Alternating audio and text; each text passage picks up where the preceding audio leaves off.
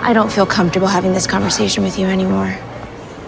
Not everything is supposed to make you comfortable, Maggie. After the Hunt uses Woody Allen's signature font in the opening and closing credits, but the film in between doesn't have the wit or insight of a Woody Allen film. It doesn't have the sharp meditations on human behaviour that you get in a Woody Allen film. The only thing it has in common with Woody Allen is the sexual abuse allegations, and I don't even think that connection was intentional. All the observations about MeToo and cancel culture and wokeness just come off as trite and out of touch. All the attempts to link Julia Roberts' philosophy lectures to the morality of the story itself feel forced. The performances are incredible, but the visual style is inconsistent, the script is really clunky and contrived, and while it claims it's asking difficult questions and digging into the grey areas of consent, there isn't an ounce of ambiguity in the film.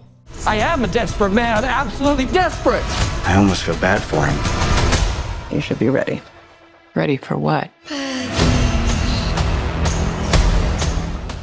Luca Guadagnino is one of the fastest and hardest working directors in Hollywood, but his rapid output means that, much like Ridley Scott, the actual films he churns out are very hit and miss. I loved A Bigger Splash, I loved Call Me By Your Name, Challengers was a lot of steamy, sexy fun, even if it felt more like a music video than a movie, and Queer was an appropriately gonzo portrait of William S. Burroughs. But his Suspiria remake was way too long, and Bones and All was so fucking creepy I can't even decide if I liked it. This guy is a terrific filmmaker, but his films aren't a guaranteed home run. I had high hopes for After the Hunt. It has an amazing cast, an intriguing premise, and it's openly provocative. But sadly, this is a swing and a miss.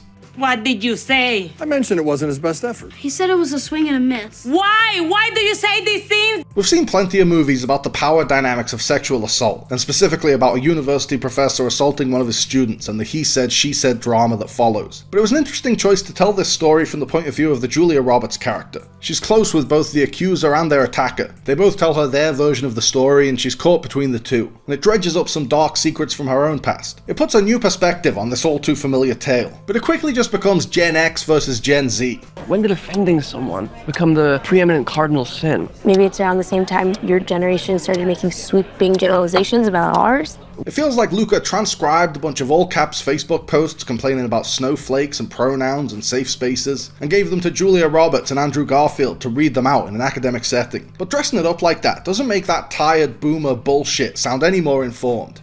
Okay, booger. Boomer. Boomer.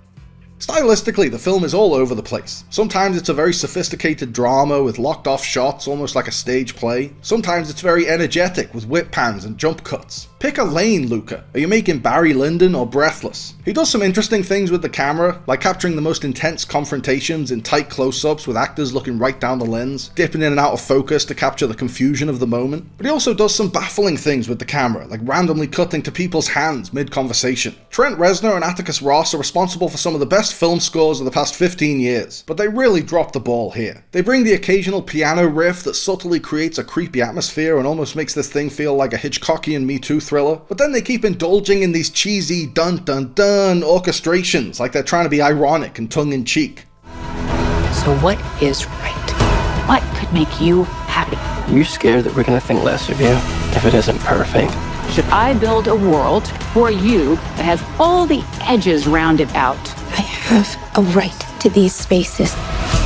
This star-studded ensemble deserves so much more. Julia Roberts and Iowa Debris throw themselves so wholeheartedly into this battle of wits, Roberts proving once again why she's such an enduring screen legend, and a Debris going beyond her usual awkward, doe-eyed persona to explore really dark, emotional places, that they would both be Oscar contenders if they were in a better movie. Andrew Garfield is a really nice guy, and he's great at playing really nice guys, so it was a fun novelty to see him play against type as a horrible piece of shit in this. I love Michael Stuhlbarg, but he's like Jared Leto in House of Gucci here. He's acting in a totally different movie and playing into a totally different tone than all of his co-stars. And I love Chloe Savini, but Guadagnino gave her more to do in her cameo as the mental patient who gnawed off her own hands in Bones and All than he does here.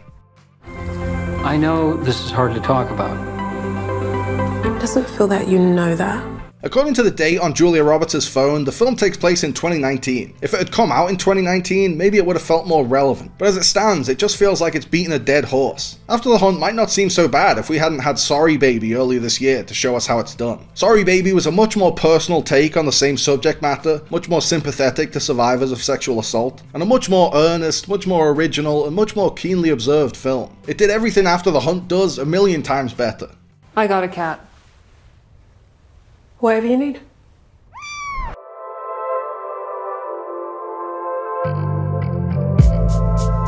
Thanks for watching, guys. I hope you liked the video. Remember to like and subscribe and click on the little bell. And also seize the day and call your mom and be kind to yourself.